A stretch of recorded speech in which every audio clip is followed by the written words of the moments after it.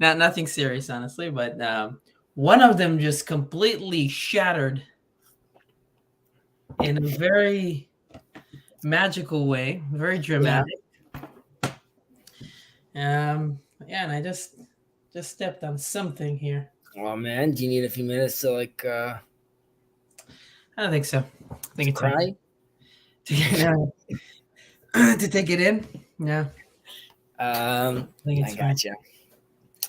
At we once had this bottle of malt beer when I grew up, and I don't know why we kept it by the fridge, which didn't really make sense because the motor of the fridge got very hot. Anyways, Mhm. one day it like just popped and like a piece went flying through into like my mom's like leg. I remember it was like very traumatic to see like my dad like take it out. I was like, oh my god, she's gonna die. Uh, Uh, it was traumatic for me. But I'm glad to hear you're okay, that you survived. I've survived. I think I'm good. Um, yeah, I had to Good. clean it up. It was a whole ordeal, but for a few minutes. But then, yeah, we recovered. It always becomes very intense once you have kids because like you're like I can't like I have to make sure like it's like sweeping and then washing and then a sweep and then a wash Mhm. to make sure that there's no glass. Yeah. Um, life is maybe I don't know. Somehow people survived. Uh-huh. Um, all right, so this was number 9. Yeah, this is where we were. Uh, That's where we stopped off. yeah. So this was the last thing that we spoke about. Right. Mhm. We're talking about different of these Puranayot. What's the word in English though? Scroll up for a second. All the way to the top. Sheva minute period. Retributions, right? We talked about these 7 retributions. We spoke about like 5 of them over here, Mhm. and in number 9, I believe we speak about the last 2. Either way, we were going through them, and where we ended off speaking about the sword, and the sword had to do with also procrastination and justice and corruption and justice, right? Like this, and how that relates to the sword. The sword has to be swift. You have to be able to give a swift judgment, and here we're carrying it out either because they are corrupt or because they are manipulating the system. Either Mhm. way, obviously, the Torah and God come out against us because we want justice, even if it's diluted human justice, even if it's done through the prism of halacha. Nevertheless, it needs to be swift. We have to take obviously the all parties into consideration, make sure that they're not being harmed during this process as well. Mhm. And if we're talking about it's you could be talking about an individual as well, but again, generally we're talking about like societal moves over here. If we're in a place where the whole court system is in a space where like this is happening constantly, so that's obviously a very big problem. So you could look at Israel, for example, and say there's a tremendous amount of backlog with regards to verdicts, and that would be a problem. Like, how are you allowing for such a reality like this? So you'd be like, well, we don't have enough funds for the judges, and I'm sure there's excuses, but Mhm. as a culture, you're allowing for this to happen. Yeah. By the way, an answer that could be you have to have little small court systems, little small tribunals. Like it could be that it's not necessarily just add more judges, but the point is like that kind of culture, that kind of society wants to find a resolution for something like that because you don't want to have that kind of state. Yeah. And we're moving now to Mishnah 9. Mhm. חיה רעה באה לעולם על שבועת שווא ועל חילול השם. גלות באה לעולם, this would be number 2, על עבודה זרה ועל גילוי עריות ועל שפיכות דמים, על שמיטת הארץ. ב4 פרקים הדבר מתרבה, ברביעית ובשביעית ובמוצאי שביעית ובמוצאי החג שבכל שנה ושנה. ברביעית מפני מעשר עני שבשלישית, בשביעית מפני מעשר עני שבשישית, במוצאי שביעית מפני פירות שביעית, במוצאי החג שבכל שנה ושנה מפני גזל ומתנות עניים. Let's start with, let's break this down for a second by the first part, because there's a very clear break over here about the Okay, carnage by wild beasts comes to the world for false oath and the desecration of God's name. Exile comes to the world. This is the second, the seventh retribution for idol worship, sexual promiscuity, murder, and the failure to leave the land fallow on the sabbatical year. Okay, and then we'll continue with the rest of it. It's just I think there once we go into the titith, right? We get really in there. We have to. Yeah. Right. Okay. So, by the way, did I share a link? I want to make sure I did share a link. Sure. Yeah. Okay. I'm also looking down. I'm looking at the your magical book that you have. So I'm listening and looking down at the same time. I know you told me that, but I look at it as complete disrespect. No, totally fine.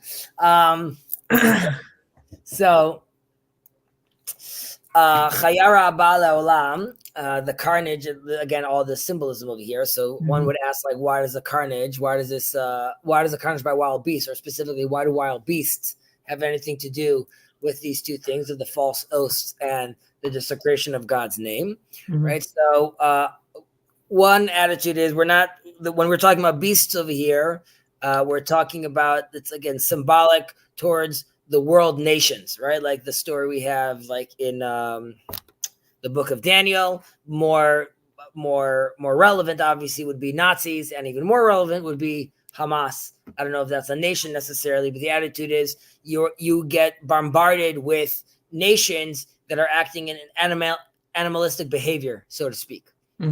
Okay. I don't know if your commentary has Hamas there, but it might have Daniel. Then there's another sense where using God's name, right? The desecration of using God's name or making a false oath, and obviously by your oath includes God's name in this case, is you are creating an imbalance, right? You no longer see God as a hierarchy, because if God was the top of the hierarchy, you wouldn't desecrate his name. And if you're willing to do so, then you yourself are confused with where you place yourself. And if you are yourself are confused with where your place is, and more that as a steward of God's image, right? God allows us to have a certain sort of hierarchy. It's God, it's man, then there's animals. According to the Maharal, there's different levels of this, right? There's domem, there's somach, but either way, under us is these animals that in creation with Adam, and then again with Noah, we were told that we are there to master them. But if we become the animals, so to speak, or we lose our sense of hierarchy by desecrating God's name, then those boundaries dissolve, and we are now exposed to the wild animals getting us. That could be both physically. However, you could say today, I live in Jerusalem with walls, right? So I'm not worried that I'm going to be attacked by wild, piranhas, even though that Hollywood likes making movies like that. But the idea is that, but even though those movies are symbolic of it too, right? Godzilla, the idea that like you were playing with nature or you were doing with things, and now the destruction comes upon you because you played with that delicate balance. So here too, this is sort of being described to you. This is what the Chayara is. This is the Godzilla, so to speak, that could come upon you. Yeah, it's kind of like, this is not fully articulated in my head, but like there's something about when you place yourself at the same level of the animals, right? And you might want to do that because of like what you said, where you don't perceive another level above you, and that level above you doesn't say you're in a hierarchy where you're above the animals, so you see yourself the same as other animals, and that might give you in your framework different ideas or different kind of like guidelines of what you do. The trade-off of that is that suddenly you're thrown in a ring with the animals where you're kind of. Yeah, I like where you're going with this, because to me this rings to like today's cultural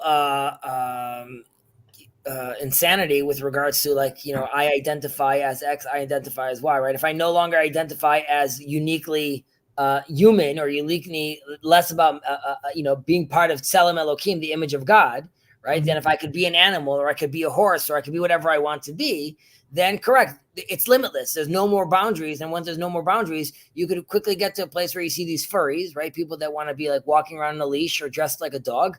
And how far are you then from there being someone like shot one of these guys on the street? Why did he shoot this guy? Well, what do you mean? Because like he's acting like an animal, and I see him like an animal, and he talks like an animal. Then like I'm going to be treated like that animal. And suddenly like society breaks down, and you are exposed, like you said, you are now exposed to society in a sense where it's a lot more animalistic.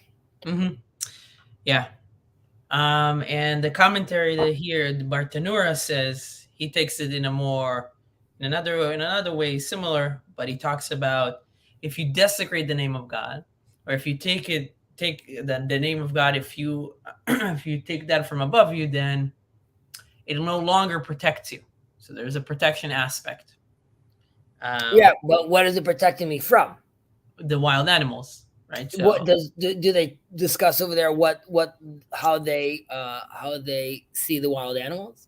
Well, here he references Midrash Shmuel. See also Meiri, the Torah, Chumash Bereshit, Genesis 4:14. Genesis 4:14. I don't know. Yeah, I mean that's referencing wild animals, but like, but I would say the Meiri and the Midrash Shmuel. I would say the Midrash Shmuel probably talks about Daniel, I would assume, and the Meiri, I won't assume. I'm not sure what he mentions. Yeah. But just by the way, just as far as the false oath, it's not necessarily like you're making up a lie. It's also things that like you can't possibly keep, just like a technical thing. Right. Like I swear I'm never gonna blink again, and like that's just not gonna happen. So like it's just a ridiculous thing to say. But in a sense, you are creating an imbalance by creating this like false oath, right? You're creating a sense that it's not possible actually to do this, and that is a wrinkle in the matrix, so to speak. Okay, so then we said galut, right? Right? So exile comes to the world for idol worship, sexual promiscuity, murder, failure to leave the land, and follow the sabbatical year. So, right. So why are these? The fact that they tell us exile over here makes us question why are we being exiled for these things? Like, what's the issue with this stuff? So I would say, starting with, let's say, the easier one, which would be murder. Right, so this is the land of the living, right? We're talking about a place that we only want to be promoting life. So obviously, we're not interested in any death on it. And again, this is in a sense where we're talking about the whole society's acting this way, right? We're not talking about an individual over here necessarily. If one guy does murder, he needs to necessarily be exiled. Right? There could be a system. He could repent. There's a whole system to that. It's again, if we're talking about a society where it's full of sexual promiscuity or full of murder or full of idol worship, then you deserve, or the land or the people deserve, in that sense, they deserve to be exiled. The fact that the sexual promiscuity thing, is like what we spoke about earlier, like knocking down those boundaries and like the problem you create to like that balance. Right. Secondly, we were told about, that we should be holy, kadoshim to you, and it's called the Holy Land, right? The fact that it's called Eretz HaKodesh is because it's a place where you're supposed to be sanctified, and we're supposed to elevate things and not be a slave to our physical and material wants and desires, right? There's a time and place for all these things through the Torah. However, we are not slaves to them. Rather, we elevate them. And complete improper sexual behavior or promiscuity is showing you a place where you are now a slave to that, and that is no longer something that you are orienting properly, so to speak. Then we get to the Shmitat Haaretz, right? About like not working the land. So this too is a sense where like it's I know America is called the home of the free, but before the very religious founding fathers thought about those terms, Israel is very much a place where we, the exile from Egypt, we speak about freedom. And we need to have a place where one could actually rest, one could actually contemplate and recharge. And the sense is that if you're going to force the land and the people on the land and all the religious ramifications from that, are you going to force people to work constantly? There's a sense where that's going to be a problem. That's not what the land is made for. The land is there to function also as an example to you as the individual and you as a collective, how to reset, how to make sure you're not bound into your ways necessarily. There's a place where the slave could go free, right? Debts are forgiven. So we want to be able to leave a place for that wiggle room, for their place to be placed for growth, for renewal. Right. So so that it's interesting how that land specifically, Israel, is held to a different standard, right? There's very specific laws that only relate to it. Yeah. And exactly for that reason, if you're not there cultivating that and recognizing that, then you don't belong in the land. Right. It's kind of like it's interesting. I heard that you said that your sons also do, or your kids do jujitsu. Yeah. So they don't go. I assume they don't go with their shoes on the mats. No way. Exactly. So on the mat is like you have the mat, and then obviously you have all the walkways. But on the mat itself, it's held to a different standard. You never walk with any shoes on it, because obviously when it comes to the mat, because people are there all the time and their faces are in it and everything, they fought over it. So you need to be very careful from a hygienic perspective to not let those things happen. So again, it's a different standard there for different reasons. And I guess we can make the metaphor here in terms of the land of Israel as well. Yeah, but I mean, even just as far as the mat and the shoes, when God tells Moses, or when God tells Joshua, right, to remove their sandals from where they're standing, because they're standing on hollow ground, there's a sense to that, which is not that your shoes are disrespectful, also, which is more about like you're not going to be fully connected to this. Mm-hmm.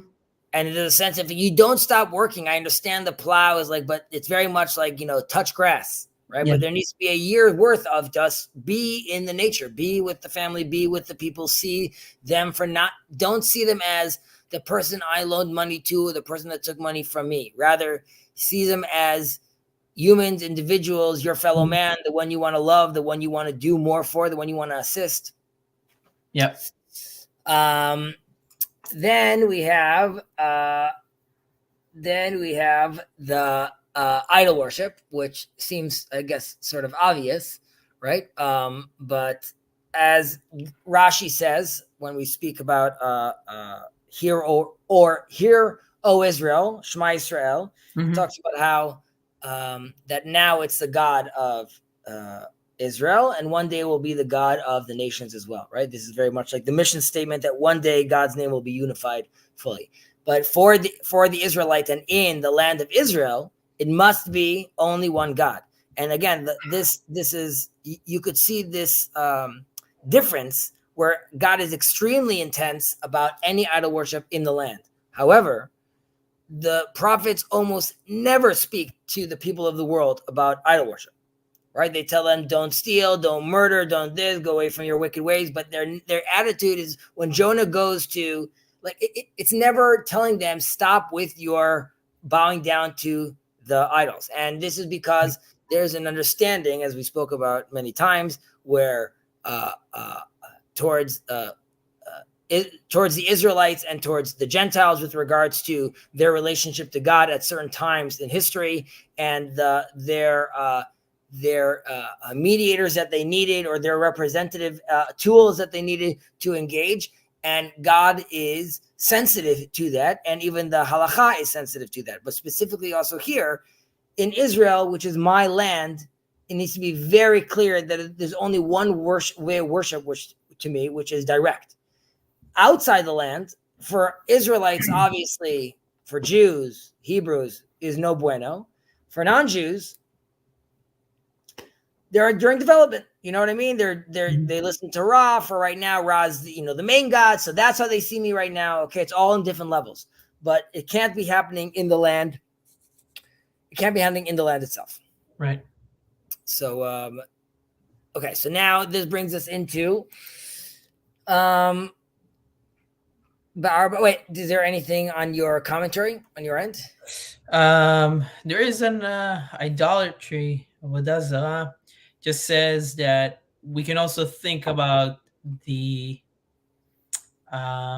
idolatry, for example, and think about how that is related to anger or arrogance, right? Anger being something that is also equated to idolatry, and arrogance against something that's also equated. So we can take these forms, and on the other things that it says as well, try to think about when we think about character refinement as well.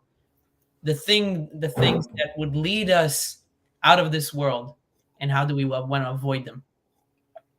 And The this things is that that's lead us something out that of this we world, really. how we want to avoid them. I hear that. Okay, right. So idol worship, like anger, these are, if you allow yourself to be controlled by this, you are removing yourself from this world, so to speak. You are exiling yourself. Okay. Right, and obviously, I mean that's related to the second exile, right? Like the Bet Mikdash Sheni, the second temple. It was because of sinat chinam. So, Yes. so hate. I mean, it's related to Hate anger, also, not anger, but all consuming anger towards another. Correct. right? So it could lead. It could lead more than just you being in exile. Yeah. I should mention it's Jacob's stream channel, which we appreciate his generosity. So like Zionism should be questioned. Having said that, the Maharal, the way he defines exile, is not in the land and spread around like the world, right? So you can't be in the land, you have to be spread around, and you're not ruled by others, right? That's how he defines exile. So I'm just doing the reverse. If you're back in the land and you're not spread around and you're not ruled by others anymore, some would say you are no longer in exile. I don't know how Jacob wants to interpret that, right? It's nothing religious, nothing mystical. It's just purely political. Mm-hmm. The Maharal doesn't talk about anything about like, if like Mashiach, he just says those are the three. Yeah. So anyone that wants to interpret that is welcome to. Okay. We're continuing with this second section over here, which is there are 4 time periods when plagues increase. On the 4th and on the 7th years of the sabbatical cycle, on the year following the 7th, and following the festival of each year, on the 4th year, because of neglect of the tithes to the poor, that must have been given on the 3rd year. On the 7th, because of the tithes to the poor, that must be given on the 6th. On the year after the 7th, because of the produce of the sabbatical year. On the following each festival, because of the robbing of the poor of the gifts due to them. Mm-hmm. So we're talking about, again, the practice of bringing things to the temple, giving some of your produce to the poor. There's a whole process that we spoke about last week as well. And we're being told over here, so I'm going to read this in Hebrew, Mipnei maaser ani shebashlisit. This is what I was supposed to give the tithes to the poor that I do on the 3rd year, right? So instead of separating the second tithes that I have that I'm supposed to be eating in Jerusalem, I give that tithes to the poor. Now, the idea is the owner is obligated to not wait until the poor comes to him, right? The poor are aware that this is going on, that this is the time of the year, but now I'm not supposed to wait for them to knock on my door. Rather, I'm supposed to proactively go out, find him, separate a certain, and find the poor to give it to. Right. And if I'm not doing that, that's a problem, right? And it's also a problem that this is not considered so holy necessarily to do this. I'm not bringing this to the temple. I'm just giving it to the poor man. And because it's not held in such high regard, some people neglect it. So we're being told by the Torah that one is, obviously, you should be reminded that this is something that you need to be proactive about. Right? We're not asking the poor to come to us. We are going to them. This is not a burden for us. This is an opportunity, and we need to look at it as such. If we look at it as a burden, then it's something that we're going to neglect. You could say it's a burden to go to the temple. If you go like, okay, no, going to the temple is like a big deal. I'm there right now. I'm seeing the high priest. I'm going to do my dues. But now once I leave those walls, I'm not feeling as inclined anymore. So this is the same exact thing. On the 7th year, I was supposed to give a portion to the poor from the 6th year, and I neglect to do though again because it's not built in. I see this as a burden and not as a privilege, or maybe privilege is the wrong word, but this is a necessity, and it's I would say it's a healthy process to partake in, not just for as a society, but also for yourself like we spoke about last week about giving, right? We're living in a world where we get, right? So then we feel inferior because we can never give, right? We're only getting, and then God gives us the opportunity to give, right? To be mini gods, so to speak.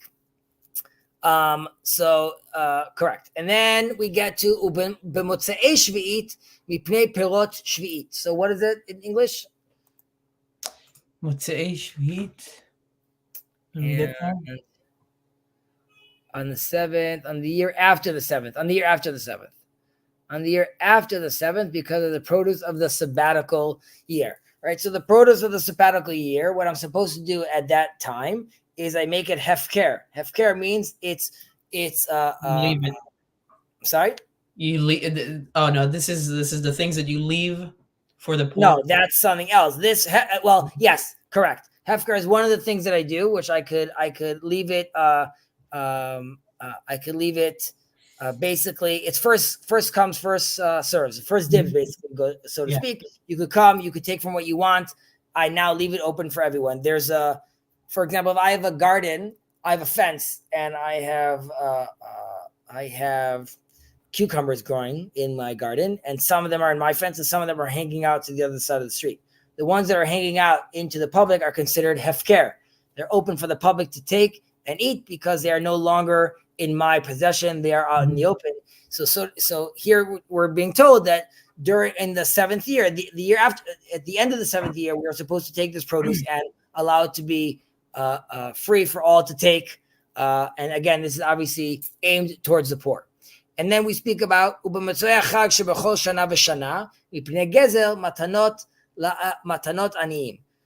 So the chag we're talking about, the festival we're talking about over here is Sukkot, which is also called Chag HaAsif, right? This is part of like the harvest. This is happening during the harvest period where I'm getting all these things together, all my produce from that like I've accumulated over the last season. I'm bringing it all from the field into my house.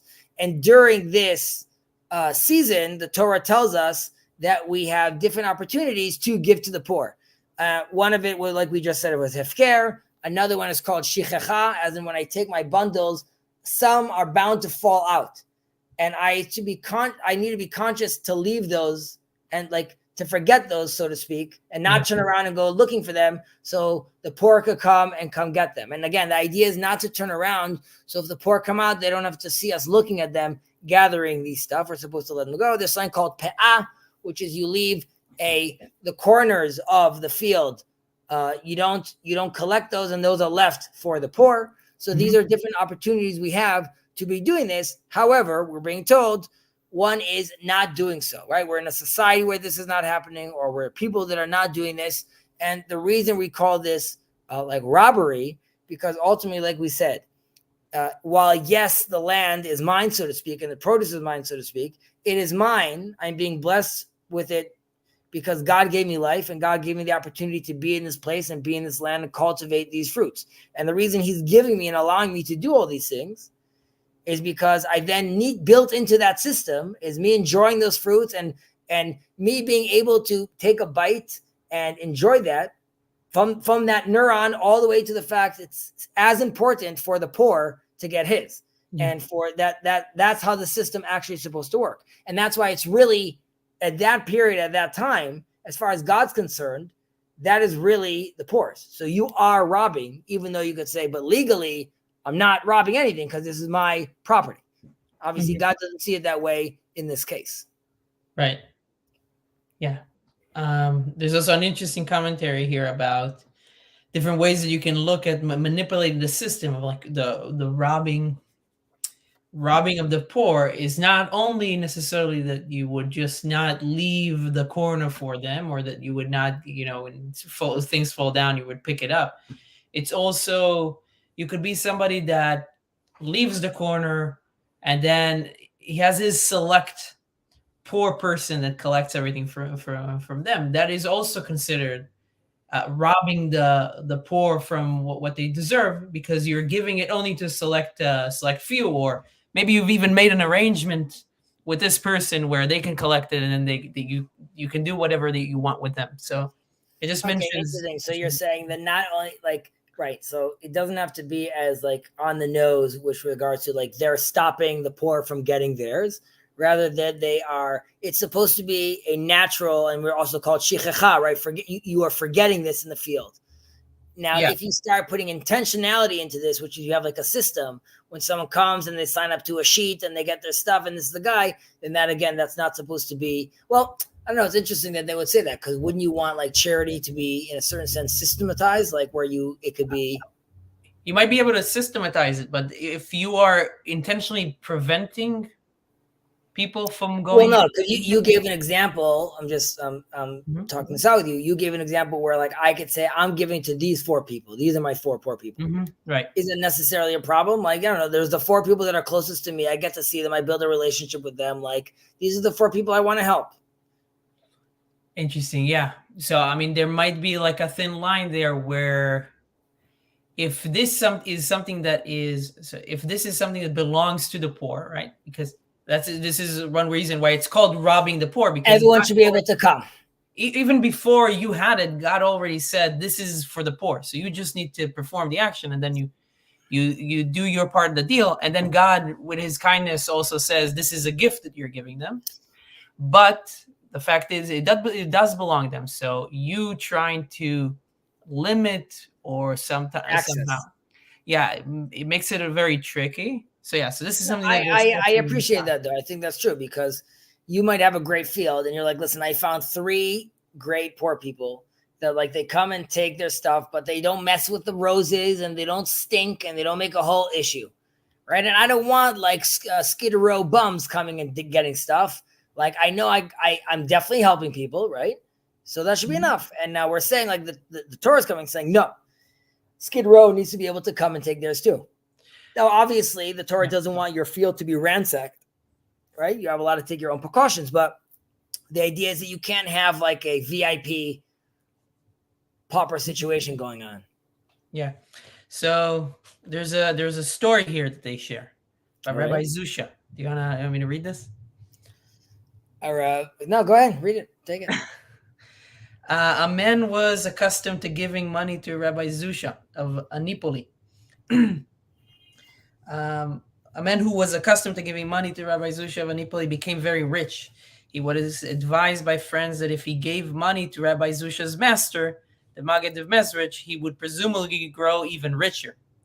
The man then ceased his donations to Rabbi Zusha and instead began giving to the Maggid.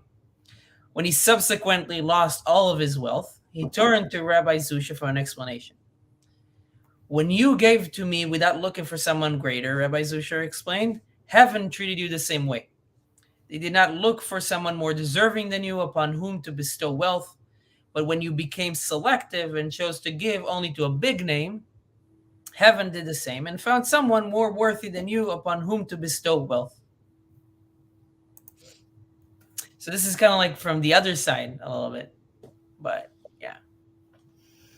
Those chassids. Andrew, we're going to move on. Something to share, ask, complain, demand. How you chilling? How am I chilling? I'm chilling. I'm groovy, dude. I'm gnarly. That's different. Okay. Alba. Someone was asking me like today, a client was like, what does sababa mean? I was like, groovy. And I was like, I don't even know if people use that word. So like, I don't know what sababa is. Like, cool. How would you explain sababa? Yeah, sababa. Groovy might be a little too old. It's very hard to translate sababa. All good? I don't know. That doesn't sound as nice. Sababa. I guess it's all good, but like with a lot more love, I guess. I don't know. I mean, and you could use it also like. Sababa is like is also settings. Yeah, it's like a sababa is like not an atmosphere. How do you call it? A vibe, or it's something more spatial as well. I feel like. more, more, more arenic than agentic. Okay. Andrew likes that one, I think. Andrew liked that. Sababa. It's a very good Israeli word, Hebrew word if you guys like it. Sababa. Samech bet hey. All right. Arba midot ba'adam. These are good. I'm sorry? These are good. These are one of my. These are my favorite. Some of my favorite. האומר שלי, שלך ושלך, שלי. עם הארץ. שלי, שלי, ושלך, שלך. זו מידה בינונית. ויש אומרים, זו מידת סדום. שלי, שלך, ושלך, שלך, חסיד. שלך, שלי, ושלי, שלי, רשע. There are 4 types of people.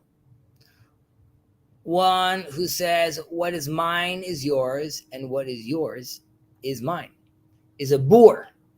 One who says, what is mine, and what is yours is yours. This is a median characteristic. Others say that this is the character of the sodomite. It's a big change right there, big jump. One who says, what is mine is yours, and what is yours is a chassid, a pious person. And one who says, what is mine, and what is yours is mine, is wicked. Beautiful.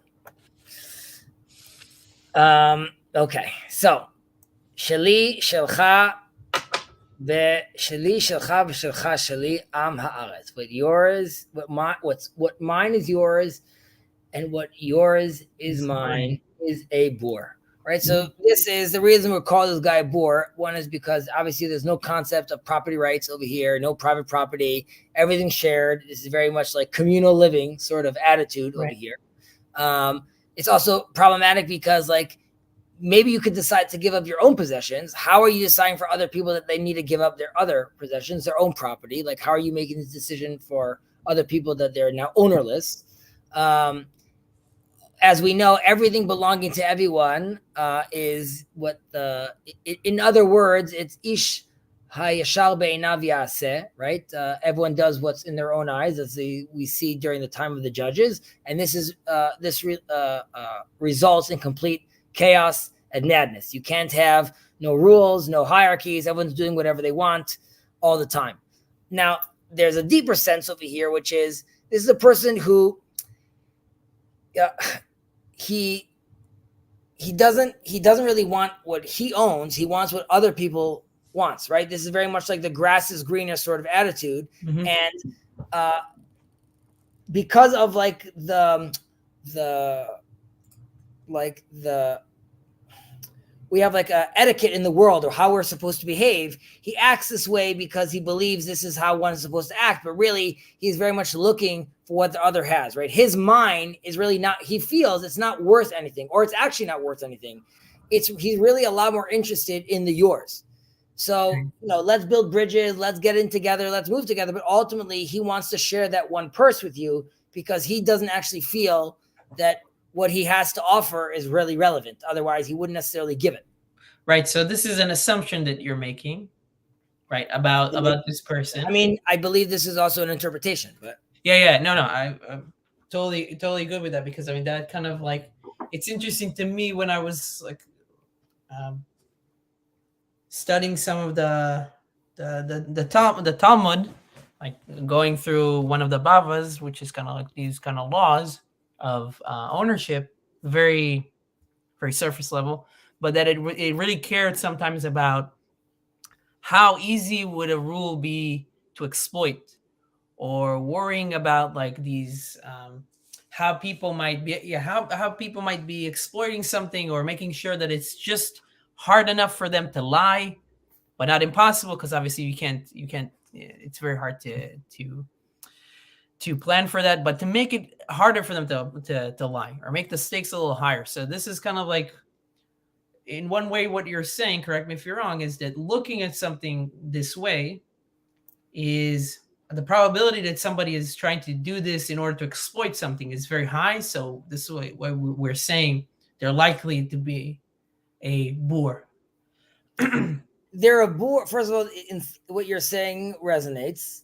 So he's a bore because the mindset of the grass is greener is a wrong one. It's a bad attitude. It's a wrong way of thinking of the world. Number one. Right. Number two, it's because like what you were saying that, well, he's also a bore because like we said, communal living and just sharing, that doesn't actually work.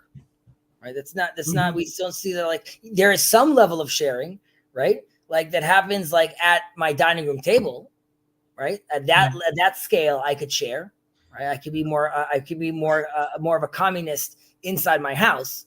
However, once we scale out, it's no longer really feasible and possible. So again, it's a bore attitude to think that that's actually feasible, that that's possible to be doing that. Right. And like now, lastly, what you were saying about like it could be manipulative because we assume the first two, then we're being told like, don't be fooled by the fact that he's offering his, right? Because his offering his, we know already in version 1 and 2, what we said earlier, that doesn't really work. And so why someone would offer this, either he's a complete fool or he's taking advantage of you. Right. I was going to say something that, okay. That mindset though, it's a little different than what I'm going to say, but still relevant, where you were saying you're reading in the Gemara, in the Talmud, and it's telling you like, sort of look at human nature and assume the worst in a certain sense. We have a concept in halacha called marit ayin, right? So I'm doing something that is technically permitted. However, because it's going to be confusing for others, right? They might not understand and might think I'm actually doing something prohibited. Don't do so because we don't want, people to be thinking X, Y, Z. They may not understand, right? Like an example of this would be, we can't eat milk, pork, obviously. What if I make kosher pork? Now can I eat it? So the question would be like, yes, but no one knows that there's kosher pork yet. So they're definitely going to think that you're eating real pork. And then that's a problem. Right. I was reading about the lab meat. The lab grown meat. Right. It could be kosher technically, but then the I think even the Rav Lau, he actually came out saying that it's kosher and it's parv, I believe. Right, but he did he say, or some other people said that marit ayin might be the problem, but it might be the issue to consider. So right, then the question would be like, but like it used to be set it up that it doesn't. It used to be that if someone's eating drink in observant households, it used to be like you wouldn't see someone drinking coffee after the meal, like the Shabbat day meal, which was usually meat. Because how could somebody be drinking coffee?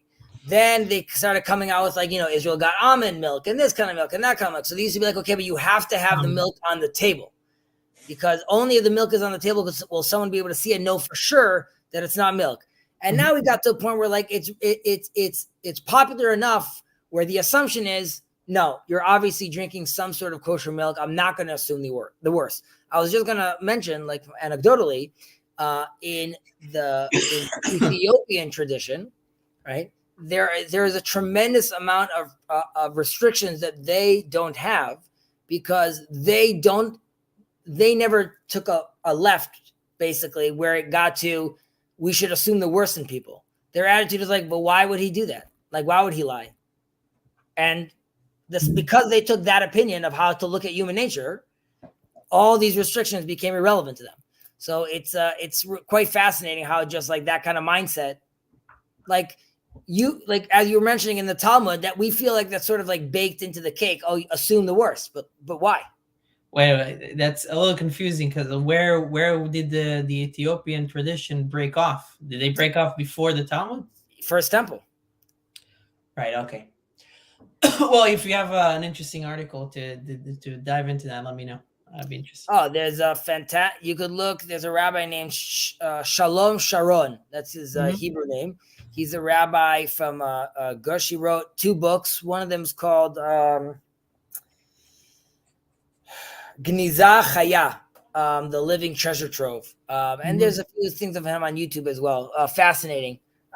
He basically, his claim is that like I understand that like Judaism, the way we see it today, that won out.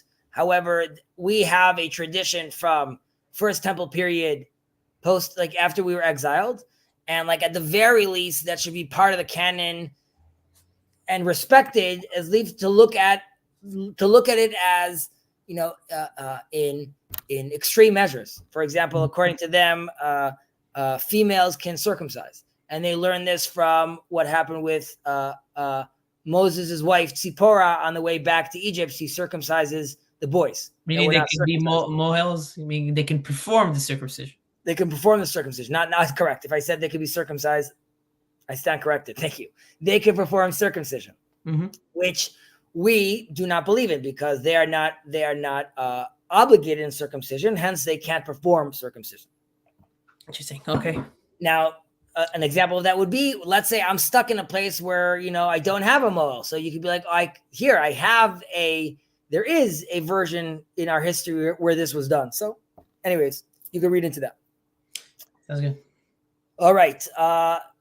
So now we spoke about our Amaret, Sheli, Veshelcha Shelcha, Zoi Midah Benonit, V'yesh Omrim Zoi Midat Stom. Which one who says what is mine and what is yours is yours. This is the medium characteristic. Or we go extreme and we come and say it's a sodomite characteristic. So the medium characteristic is sort of easy to understand, right? I keep with me, you stay with you, and we're all good. So it's just either neither here nor there. However, the focus on why we see this as the sodomite characteristic. So just a little background. First of all, we are taught by our sages that the people of Sodom were very, very into the measurements, the sizes, the exact portions of everything. No one should get too much. No one should get too little. They were very nervous about Canaan, the land of Canaan. They're aware of the fact that they have droughts and they don't have a Nile and they have all different types of issues.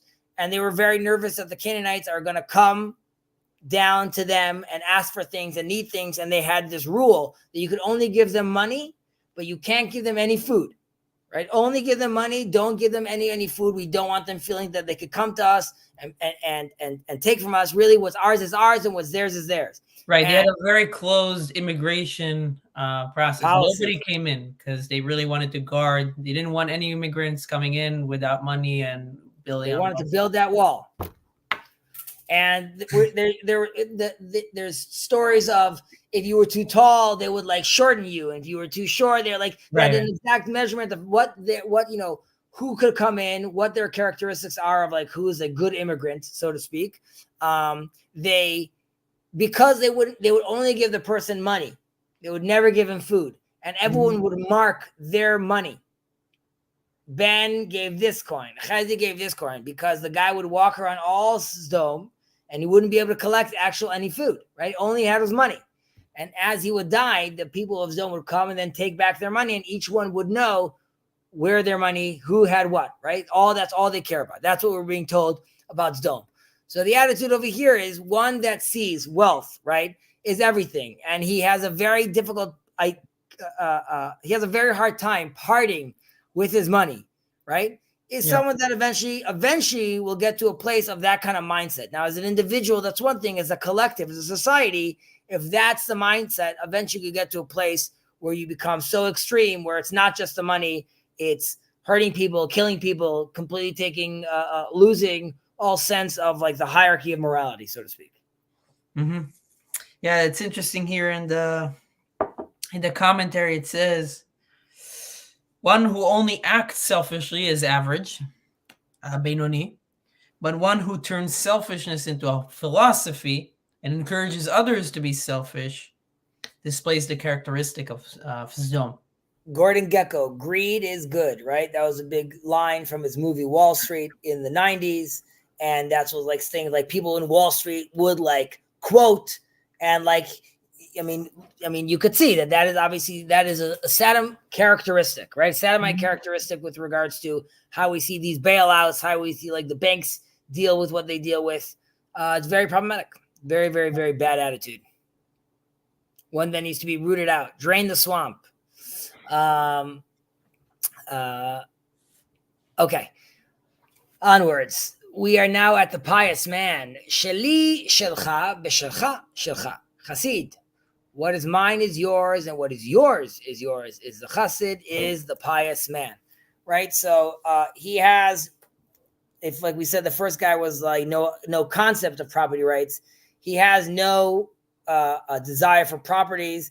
He actually sees his possessions, a true pious man sees his possessions as a means to assist others, right? He understands that that like good traits ultimately are preferable than money, and helping people using your money or using your planes or using your stuff to facilitate chesed and doing good things. These are the acts that someone buys. It's not necessarily thinking of, what he needs and what he wants. And we should make clear, though, that a chassid is not someone that's supposed to just give up anything and make himself poor, right? We're obviously being told that you can't give so much charity that you yourself become needy, right? That's one of the prerequisites. So we're not talking about someone over here that's just giving.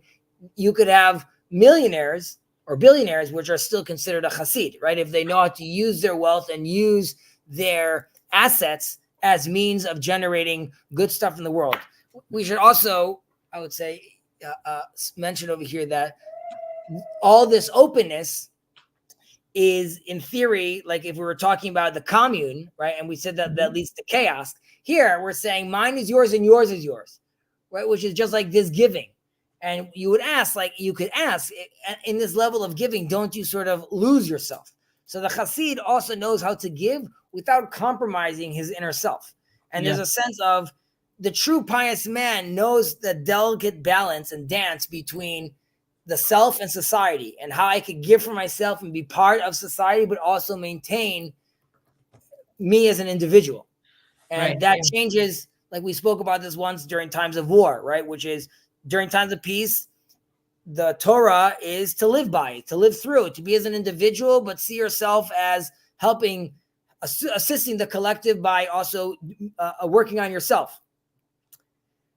When it's times of war, then you shift to seeing yourself as part of this, as the society, as part of the collective. And this is worth dying for, so to speak, even at a certain level, because I'm now part of them. And you have to dance between these two things. And the chassid, the pious one, knows how to do that dance.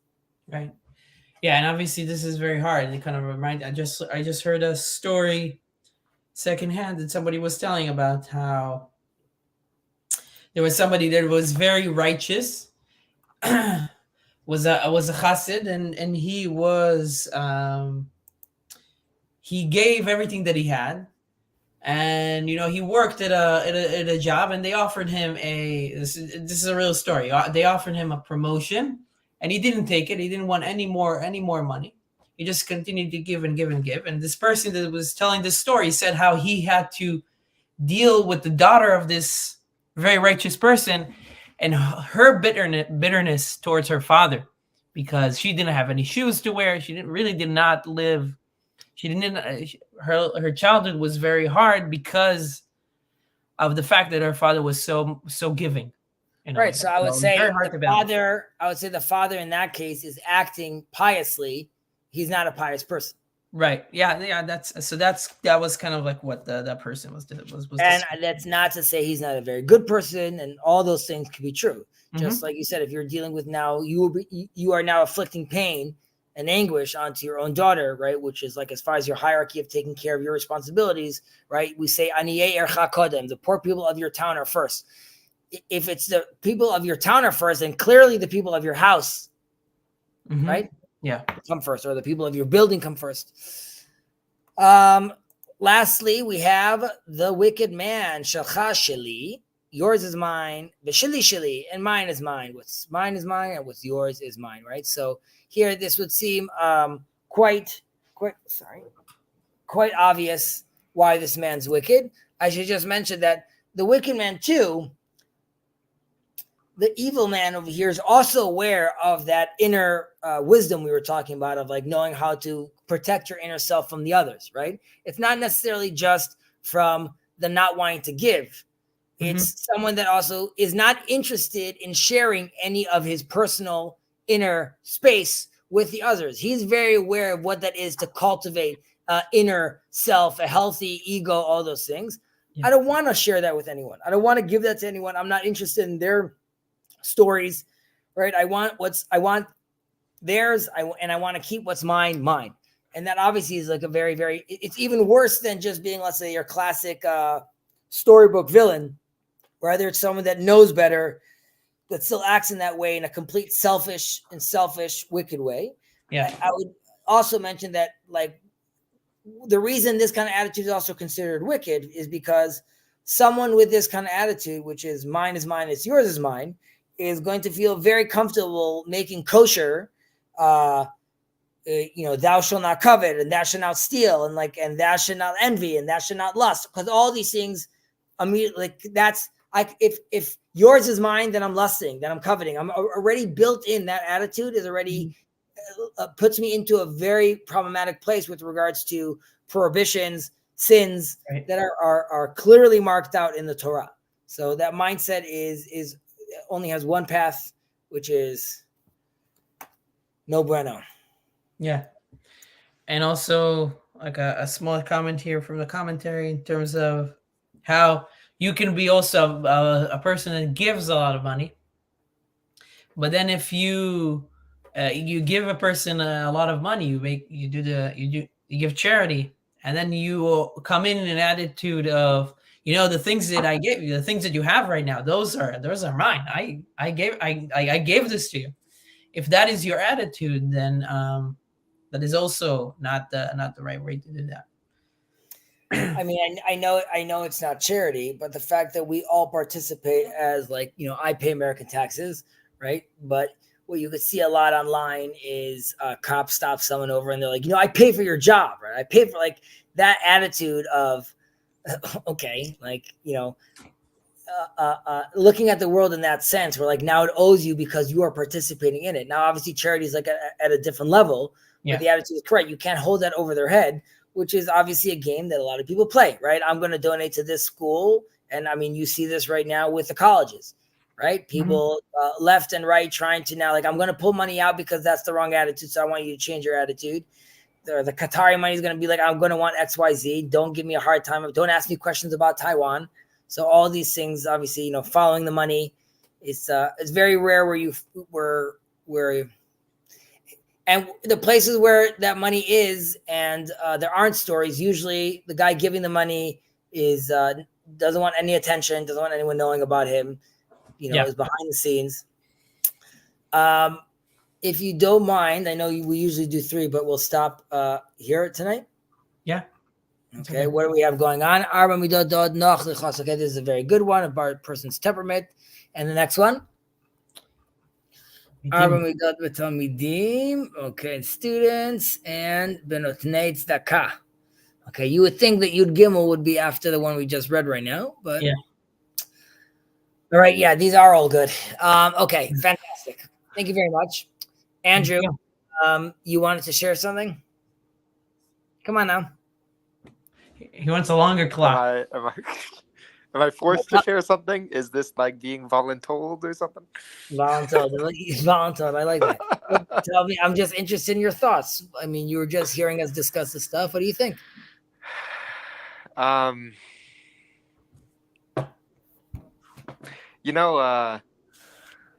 thought on the whole stealing thing, they talked about how, like, there's different points of view on, like, people who say what's mine is mine and so yours is yours, but I thought that fit better with the whole what's mine is yours and what's yours is mine, because it's like, if what's mine is yours, what's yours is mine. Okay, the mine. first one, right? The board. Yeah. Because it's like, if I lend you a pen or something like that, and then I take your number 2 pencil, right? And you need that pencil for a test or something, and I just took it away from you. It's like, I think I'm perfectly fine, and then you're over here, like, scrambling because I just took a misstep, right? I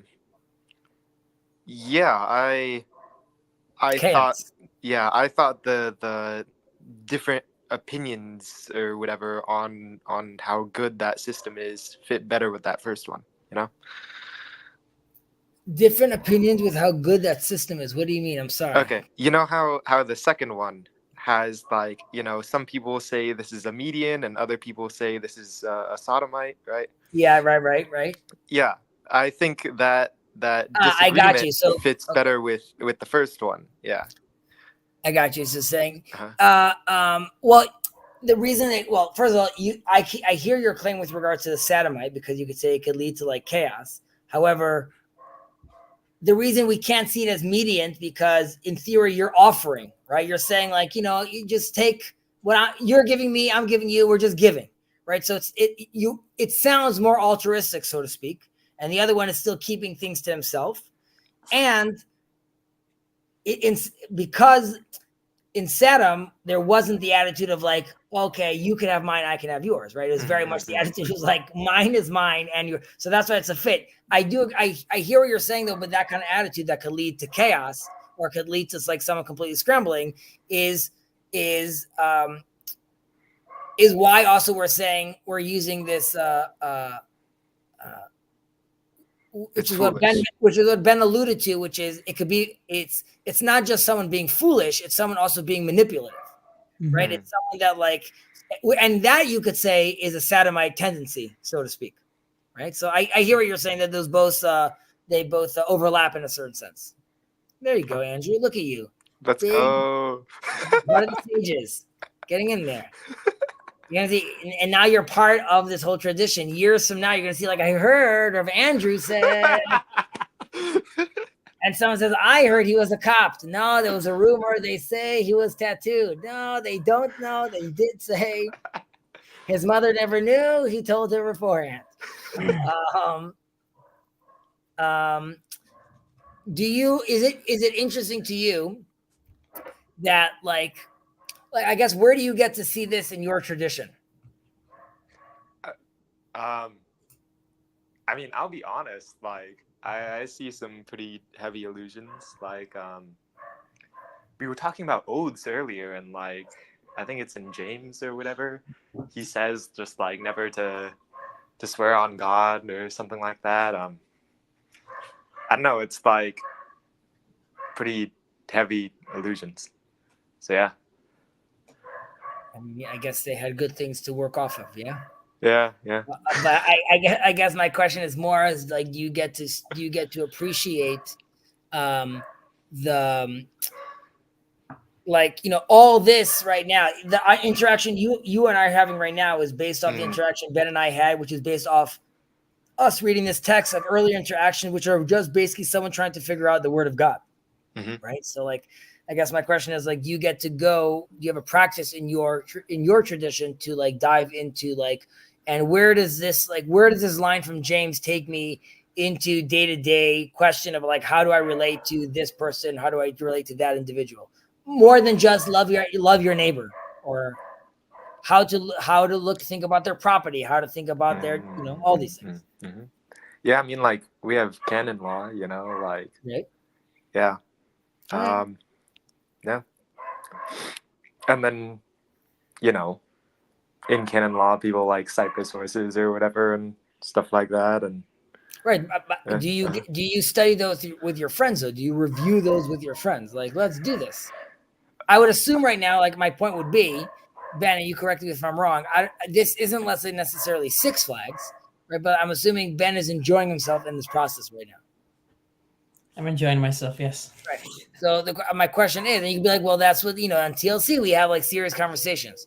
I would say this is different than TLC because while this is in the TLC land, because this is talking about ethics and how to live life, and this is very much like embodied practices, right? Like this is very much, at the end of the day, I'm talking about from the thinky-talky down to like how exactly I should like, be looking at life and how I should be interacting with individuals. I guess I would say, like, do you get to do that with your friends? Which is like, okay, how do I now take, X verse, and how does that affect my life? How do I break that down? I guess sort of like in this sense, would you be interested in doing that? Aside from just coming on to our stream, watching two of these old Jews do it instead. I mean, I'm interested in doing it. I think the way it works practically for us is different because, usually we have like authority figures, arguing over this stuff. It's like the bishop and whatever his retinue sets up the canon law, and then the whole practicality of it is done between you and your priest and his bishop and whatnot. So it's not like I'm arguing, like I'm arguing with my priest what I should do, I think I understand what you're saying. It's interesting because, I mean, if this relates to what you're saying, there's canon law is there, right? So the discussions are there. People have made decisions. Just like you can say that this Pirkei Avot, what we're studying here, is decisions or like things, right? They're verdicts. They're verdicts. I'm trying to think about the verveki, the knowledge, what's the propositional? They're propositions that are given. The idea of me talking to Chezi is not necessarily let's try to make more verdicts or more decisions. It's really trying to kind of like embody what does these propositions mean to me in my life, in my relationship with the people that are close to me and stuff like that. So and I think I would see that as relevant to anybody. Even if you have, obviously, even if you have a law, it says very specific things. To you, it will relate in various different ways that you need to process and understand how to trickle down into your own life, right? Does that relate to what you said, Andrew? Mm-hmm.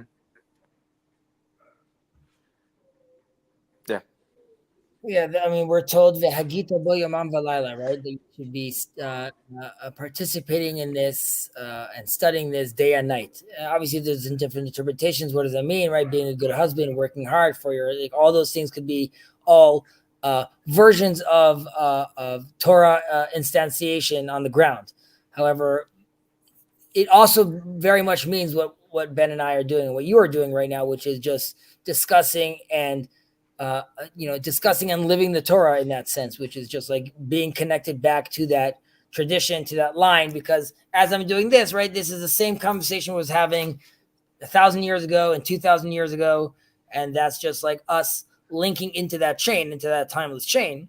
But right, the attitude is, I mean, do you ever see Sam's channel like Transfigured? Yeah. Mm-hmm.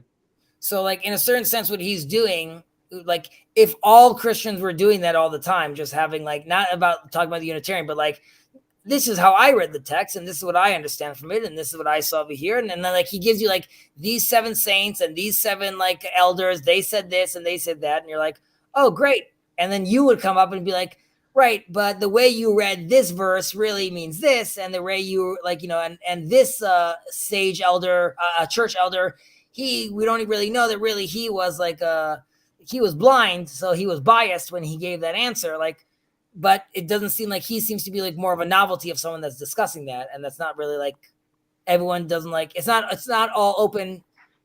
Again, we're not like Ben said over here. We're not here necessarily to interpret. However, you could see that I'm very comfortable putting on a layer of, let's say, 2024 Chezi interpretation on this in a certain extent, and to me, that is also sort of what's expected from me.